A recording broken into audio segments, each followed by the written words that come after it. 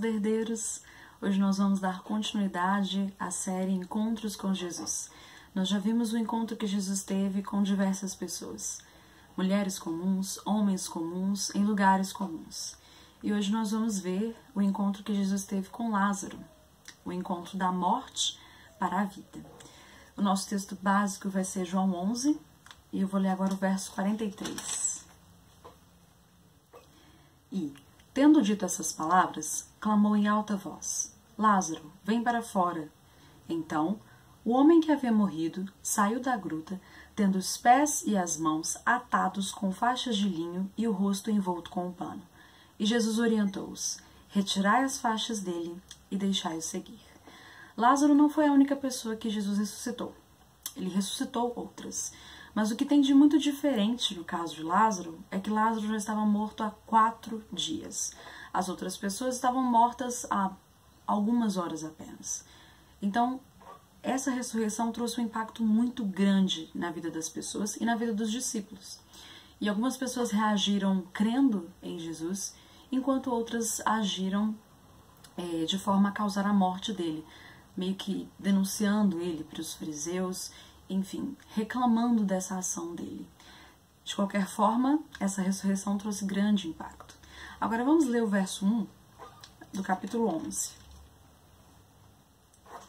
Um certo homem chamado Lázaro, de Betânia, da aldeia de Maria e de sua irmã Marta, estava doente.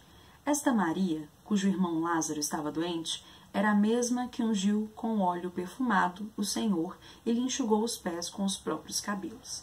Então temos aqui uma família, Marta, Maria e Lázaro, são irmãos. E como o próprio versículo 2 aqui diz, essas pessoas aparecem em outros relatos nos evangelhos. Maria foi a mulher que ungiu os pés do Senhor Jesus e depois enxugou com seus cabelos. E também Marta e Maria aparecem naquela passagem onde Jesus está ensinando na casa delas. E Marta está muito preocupada com seus afazeres, enquanto Maria estava ouvindo Jesus sentada aos pés dele, e Marta reclama com Jesus que Maria não estava ajudando ela. E aí Jesus diz que Maria escolheu a melhor parte. Então essas pessoas estão presentes em outros relatos no Evangelho, e algo muito importante também da gente destacar é que essa família era amiga de Jesus. Jesus sempre estava indo da Galileia para a Judéia, da Judéia para a Galileia, e Betânia ficava no meio do caminho. Então Jesus sempre pousava na casa deles, usava a casa deles para descansar. Ele não poderia pagar uma pousada para poder descansar à noite. Então ele ficava na casa deles, eles eram amigos de Jesus. Jesus não apenas tinha o contato com os seus discípulos, e dentre os seus discípulos tinha aqueles de quem era mais próximo, mas fora os discípulos, Jesus também cultivava outros relacionamentos. Jesus tinha outras amizades, e essa família de Marta, Maria e Lázaro era um deles. E é interessante nós pensarmos na dinâmica dessa amizade, né, em que Jesus descansava na casa deles, repousava na casa deles, que nós podemos pensar os dois lados. Primeiramente, que privilégio, né? Que coisa boa para Jesus ter amigos com quem ele podia contar quando ele precisava, ter amigos onde ele podia ficar e ser acolhido e bem recebido. E por outro lado, que honra por parte dessa família de poder ser uma família que abriga o Mestre Jesus, uma família onde Jesus repousa, onde Jesus também tem um lar, uma casa onde Jesus também fica. E lendo o verso 3, assim sendo, as irmãs de Lázaro mandaram dizer a Jesus: Senhor, eis que aquele a quem amas está enfermo. É bem interessante a gente ler agora, a gente estudar o caso de Lázaro, o encontro que Jesus teve com Lázaro, porque até aqui nós vimos encontros de pessoas com Jesus, onde essas pessoas eram perdidas, elas ainda não conheciam Jesus. E aí, a partir do momento em que elas conhecem Jesus, elas são curadas e são transformadas. E ver apenas narrativas como essas pode nos trazer uma interpretação equivocada acerca do que significa de fato se encontrar com Jesus. Porque nós podemos acabar tendo uma interpretação um pouco triunfalista. A partir do momento que eu encontro com Jesus, tudo está resolvido, eu estou curado de todas as doenças, todos os meus problemas estão resolvidos. E é muito bom a gente também ter acesso, né, à situação de Lázaro, ao caso de Lázaro, porque o que acontece aqui, essa história, ela acontece depois daquele primeiro encontro com Jesus. É uma história que poderia acontecer com qualquer um de nós depois que nós já nos encontramos com Jesus. A vida segue, a vida cristã segue. E nós cristãos também enfrentamos desafios, enfrentamos percalços, assim como Lázaro. Então muitos podem questionar, né? Inclusive muitos questionaram isso quando Jesus apareceu perto da família dele. Poxa, se Lázaro é amigo de Jesus, por que ele adoeceu? Por que Jesus deixou seu amigo adoecer? E até mesmo vir a morrer? E aqui a gente entende que o cristão não está isento de todas as dificuldades que a vida traz. Mesmo que nós experimentemos vida em abundância e uma nova modalidade de vida com Jesus, nós continuamos sujeitos às coisas difíceis da vida. Nós continuamos sujeitos a situações adversas, a tempestades, enfim, a condições muito ruins de vida. Nós estamos sujeitos a isso. O fato de nós termos Cristo não muda. E a história de Lázaro está aqui para nos mostrar isso. Mesmo sendo amigo de Cristo e abrigando Cristo em casa e tendo visto muitos sinais e maravilhas que Jesus realizou, Lázaro adoeceu. Então, nós, enquanto cristãos, enquanto amigos de Deus, enquanto pessoas que recebemos Cristo em nossas casas, enquanto pessoas que queremos viver o reino de Deus, nós estamos sujeitos a doenças e a várias situações que nos vulnerabilizam, que nos deixam mal. Mas isso não indica que Cristo não está conosco. Muitas vezes nós queremos apontar algum erro. Achamos que ou nós estamos em pecado e erramos porque alguma situação difícil está acontecendo, ou achamos que Deus não está conosco, quando na verdade nada disso é real. Deus continua conosco, mesmo quando nós passamos por essas situações de adversidade que nos desafiam. Vamos ler novamente o verso 3. Assim sendo, as irmãs de Lázaro mandaram dizer a Jesus: Senhor, eis que aquele a quem amas está enfermo. A gente imagina que foi uma espécie de bilhete, uma mensagem por meio de um mensageiro, e é interessante que elas não dizem muita coisa. Elas não pedem Jesus para ir até elas ou para curá-lo. Elas simplesmente avisam que Lázaro está enfermo. E eu imagino que elas fizeram isso porque elas sabiam que assim que Jesus soubesse, tivesse consciência de que Lázaro estava doente, ele iria agir em prol de Lázaro. Elas tinham essa confiança. E é interessante que elas pediram ajuda. Elas falaram: não, Lázaro está doente. A gente precisa fazer alguma coisa, já sei, vamos em Jesus. Elas pediram ajuda e pediram ajuda para a pessoa certa. Muitas vezes nós precisamos de ajuda e temos medo de pedir. Temos medo de nos expor, temos medo de que as pessoas saibam que estamos passando por alguma situação difícil ou algum problema, até mesmo pecados que nós temos dificuldade de confessar, porque nós temos dificuldade de pedir ajuda. E muitas vezes, quando pedimos para pessoas que não são as melhores. Além de nós levarmos para Deus todas as nossas súplicas, nós também podemos contar com irmãos e amigos para nos ajudar. Em qualquer área das nossas vidas, em qualquer aspecto das nossas vidas que nós precisemos de ajuda. Então essa é uma lição importante que nós podemos aprender com elas. Pedir ajuda para a pessoa certa. E aqui elas dizem: Senhor, aquele a quem amas está enfermo. É muito interessante elas falarem isso, né? Deus, aquele que o Senhor ama está enfermo. Jesus demonstrava o seu amor. Só é possível elas dizerem isso porque Jesus demonstrava seu amor. Jesus demonstrava que ele amava as pessoas, ele não omitia e ele não se resguardava de poder expressar seus sentimentos. Tanto que vamos ler o verso 32. Então, quando Maria chegou ao lugar onde Jesus estava, vendo-o, prostrou-se aos seus pés e desabafou: Senhor, se estivesses aqui, meu irmão não teria morrido. Sendo assim, ao ver Maria chorando, bem como os judeus que vieram com ela, Jesus indignou-se no espírito e compadeceu-se. Perguntou-lhe Jesus: Onde o colocastes? E eles indicaram-lhe: Senhor, vem e vê. Jesus chorou. Então os judeus comentaram: Vede como ele o amava. Então, Jesus não apenas demonstrava o seu amor pelas pessoas, a ponto das pessoas mandarem recados dizendo: o Senhor, aquele a quem o Senhor ama está enfermo, como também aqui, numa situação extremamente triste, era uma situação em que as pessoas estavam em luto diante de uma pessoa que tinha morrido, Jesus não reteve as suas lágrimas. ele ficou comovido ao ver a dor daquelas pessoas, ao ver a fragilidade daquelas pessoas, ao ver pessoas que ele amava sofrendo, e principalmente sofrendo porque um amigo dele tinha falecido e ele não reteve suas lágrimas.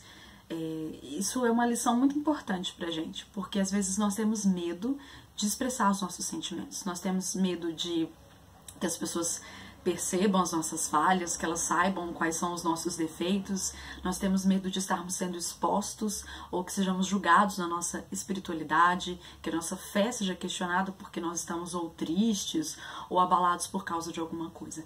Mas essa situação mostra, evidencia a humanidade de Jesus, ele experimentando a humanidade, e nos mostra que existem coisas que são naturais. Onde há festa, é natural que haja alegria. Se você está fazendo um planejamento e existe uma expectativa em cima de algum acontecimento, é possível que haja ansiedade. E se há luto, se há perda, é claro que vai haver tristeza, é claro que vai haver choro. E Jesus aqui estava diante de um cenário como esse, um cenário de tragédia, de dor, de perda.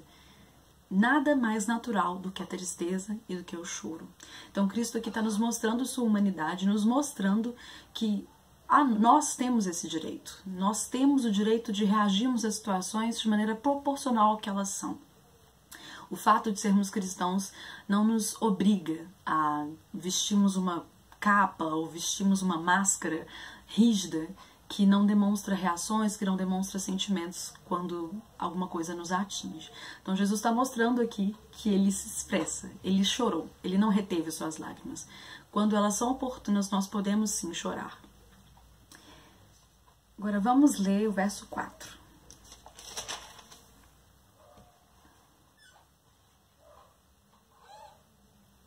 Ao saber do ocorrido, disse Jesus: essa enfermidade não terminará em morte, mas sim para a glória de Deus, para que o Filho de Deus seja glorificado por meio dela. A palavra de Deus é cheia de narrativas que são mais ou menos assim. Coisas muito ruins acontecem e quando Deus intervém e age, essas coisas ruins se transformam em coisas muito boas. E essa história é mais uma dessas.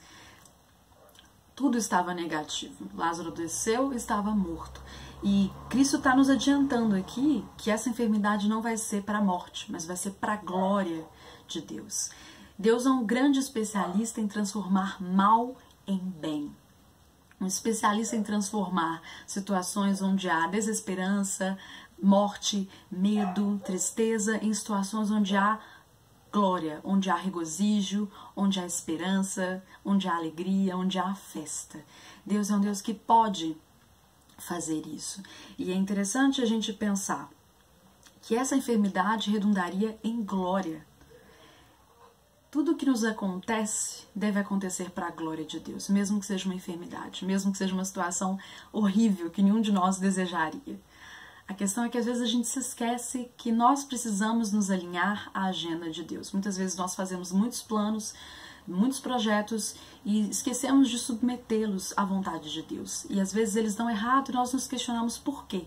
Nós nos frustramos com os nossos planos e esquecemos de pensar que tudo que nos acontece, acontece para que o nome de Deus seja glorificado.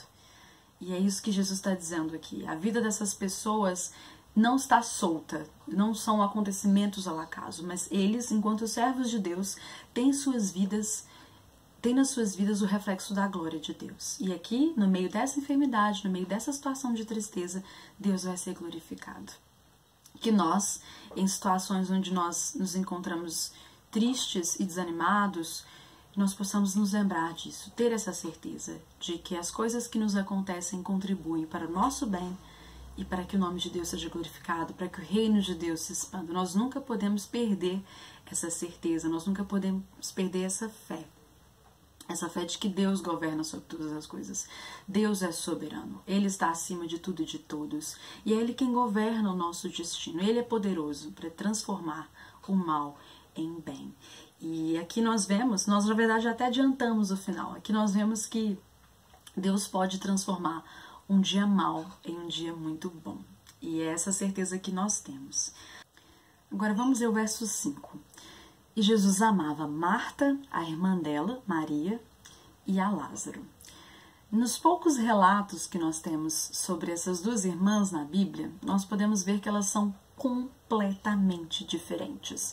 Marta era durona, prática, objetiva, fazia o que tinha que ser feito, enquanto Maria era mais sensível, mais impulsiva, mais passional.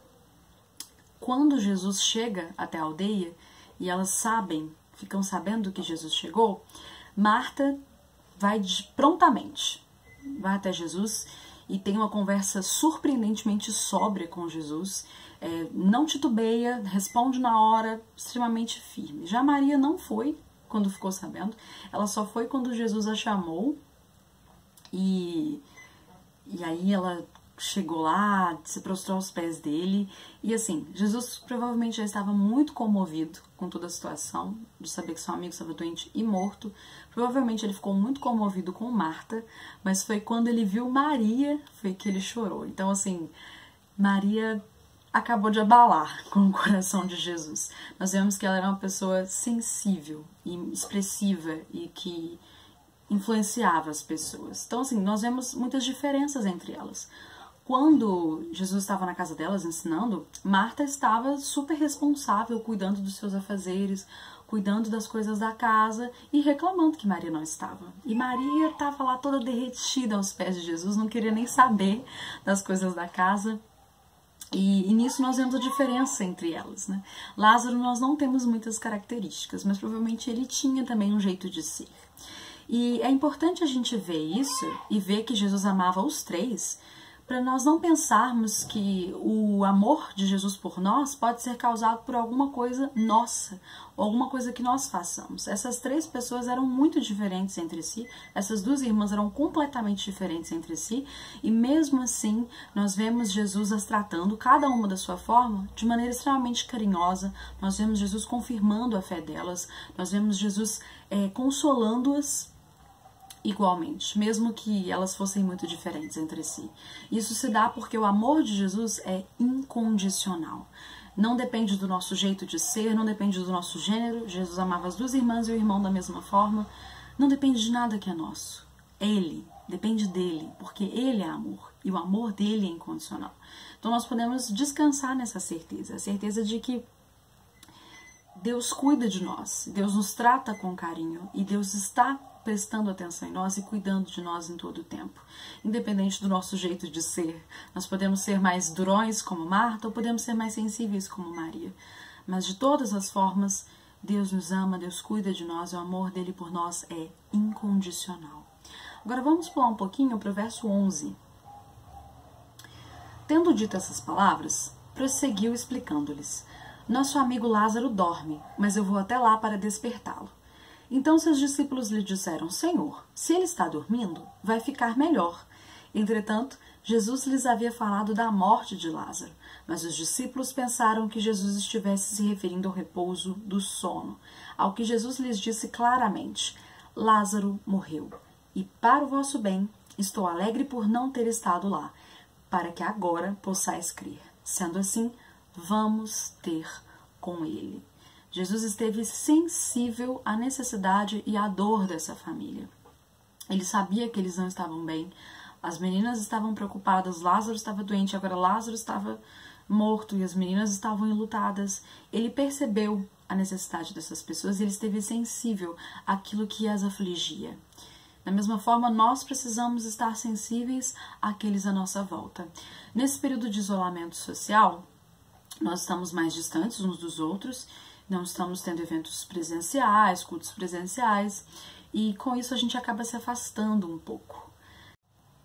Mas esteja sensível, mande mensagens, faça ligações, faça chamada de vídeos, procure saber como as pessoas à sua volta estão, seus irmãos, seus familiares, seus amigos. Talvez na sua casa tudo esteja bem, você não esteja passando por nenhum problema financeiro, nenhum problema de relacionamento, mas pode ser que muitos dos seus irmãos estejam, problemas financeiros, problemas emocionais, problemas de ordem de relacionamento. A quarentena vai evidenciar muitos conflitos não resolvidos. Pode ser que seus irmãos tenham crise de fé, crise de ansiedade, sentimentos depressivos, sentimentos de desesperança, Esteja atento a isso, esteja sensível às pessoas com quem você sempre conviveu. Não deixe que o isolamento social isole as pessoas de você, que seja apenas físico e presencial, mas que não seja emocional, não seja um isolamento emocional. E que pessoas que precisam de ajuda estejam desamparadas. Não deixe ninguém desamparado. Preste atenção a todos, procure saber como estão as pessoas. E claro, se você for uma pessoa que está precisando de ajuda, procure o seu líder de célula, procure o pastor de quem você é mais próximo, mas não deixe de pedir ajuda. Não deixe de pedir que os irmãos te amparem. E outra coisa também que é um pouco óbvio, mas que é bom lembrar é: cuide dos seus. Cuide da sua família. Procure saber como a sua família está, como as pessoas que estão dentro da sua casa estão. Se está tudo bem com eles, se tem alguma preocupação no coração deles, se algum deles está tendo algum mal. Procure saber. Cultive o relacionamento dentro da sua casa. Aproveite essa quarentena para aprofundar esses laços. Maridos, assistam filmes românticos com as suas esposas. Pais, brinquem com seus filhos. Irmãos, tenham atividades juntos. Às vezes uma boa conversa pode ter um efeito de cura e pode prevenir um grande mal dentro da sua família. Estejam atentos, cuidem uns dos outros, cuidem da sua família, cuidem dos seus irmãos, procurem saber como seus irmãos estão, procurem saber a situação da igreja. Não sejam insensíveis às pessoas. Não permitam que esse período de isolamento social seja um período de distanciamento completo. Que seja só físico, só presencial e não emocional e mental. Vamos ler agora o verso 16. Então Tomé, chamado Dídimo, disse aos seus companheiros discípulos: vamos também nós para morrermos com ele. Agora voltando para o verso 7. Depois disso, falou a seus discípulos: vamos voltar para a Judeia. Ao que lhe advertiram os discípulos: Rabi, há pouco os judeus tentaram apedrejar-te, e mesmo assim estás indo para lá outra vez? Jesus lhes respondeu: não são 12 as horas do dia? Se alguém caminhar de dia, não tropeça, porque vê a luz deste mundo. Mas, se caminhar na noite, tropeça, porque a luz não está nele. Então, quando Jesus disse que queria ir para a Judeia, os discípulos ficaram preocupados, porque Jesus já tinha recebido ameaça de morte, Jesus já tinha sido ameaçado de ser apedrejado. Então eles falaram: mestre, o senhor está indo para lá, mas o senhor foi ameaçado. Agora o verso 14. Ao que Jesus lhes disse claramente: Lázaro morreu, e para o vosso bem estou alegre por não ter estado lá, para que agora possais crer. Sendo assim, vamos ter com ele. Os discípulos já tinham visto vários milagres que Jesus tinha realizado. Milagres, inclusive, que eram mostrando o domínio de Jesus sobre a natureza, sobre a matéria, sobre os átomos. E mesmo assim, em diversas situações, por exemplo essa, eles tinham dificuldade de crer que Jesus poderia fazer o que ele estava dizendo que ia fazer. Ele tinha dificuldade de crer que Jesus poderia ir lá e curar Lázaro e trazê-lo de volta à vida. E o que Jesus está fazendo aqui é mostrando para eles que onde há morte, medo, ameaça, ele entra com coragem, com força, com solidariedade, com amor, com graça. Jesus está mostrando para eles que ele não permitiria que seu ministério fosse impedido por essas ameaças. Agora vamos para o verso 20.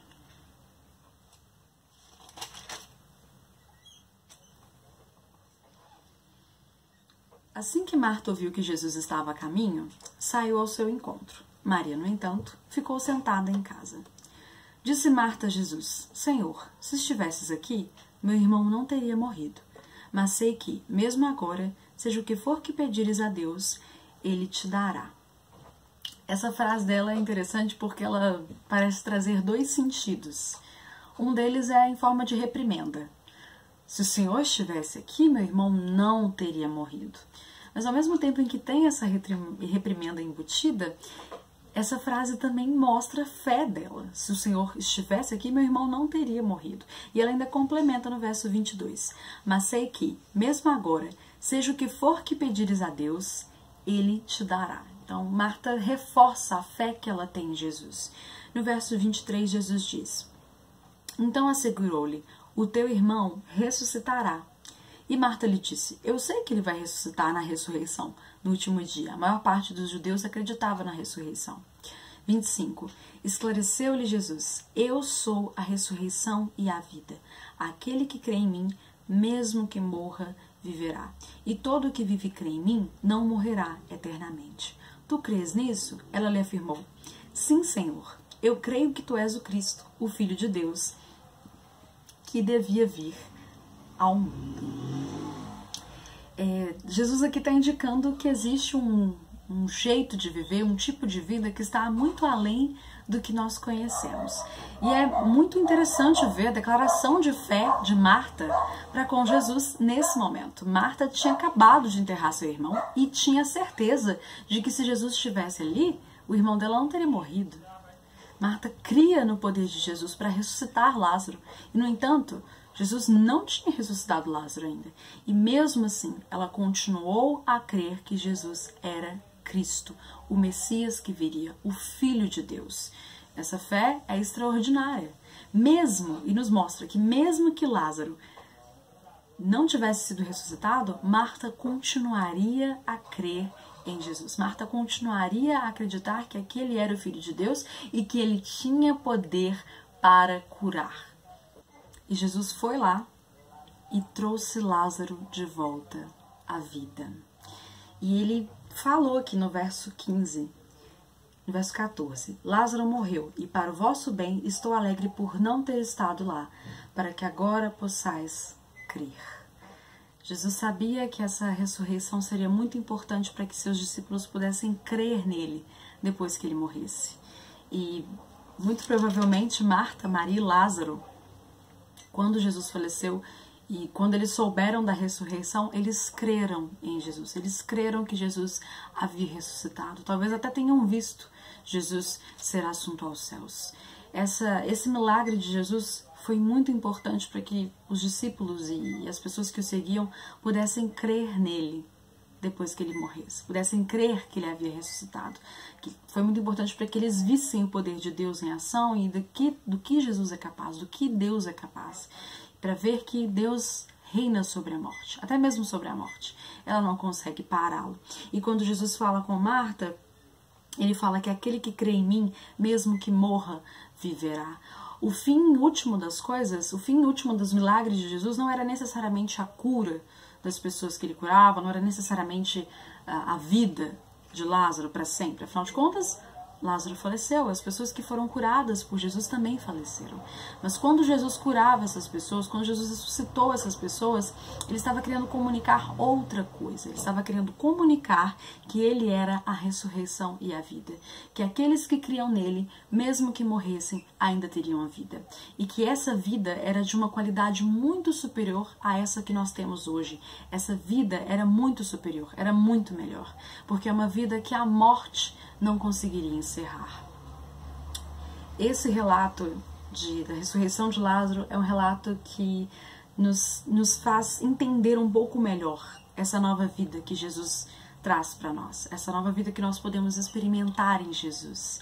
E é um relato que nos traz esperança, esperança de saber que mesmo quando coisas muito ruins acontecem conosco, enfermidades, falência, enfim, problemas de toda espécie, mesmo quando essas coisas muito ruins acontecem conosco, nós ainda podemos ter uma vida que glorifica a Deus. E mesmo as enfermidades que nos acometem podem ser para a glória de Deus. E Cristo permanece sendo Deus. Deus permanece sendo Deus. Mesmo que a solução que nós queremos não seja viável. Mesmo que aquilo que nós queremos que aconteça não aconteça. Nós podemos continuar crendo na soberania de Deus, nós podemos continuar tendo esperança na vida que Cristo nos dá e na vida que nos espera em breve. Que Deus abençoe todos vocês.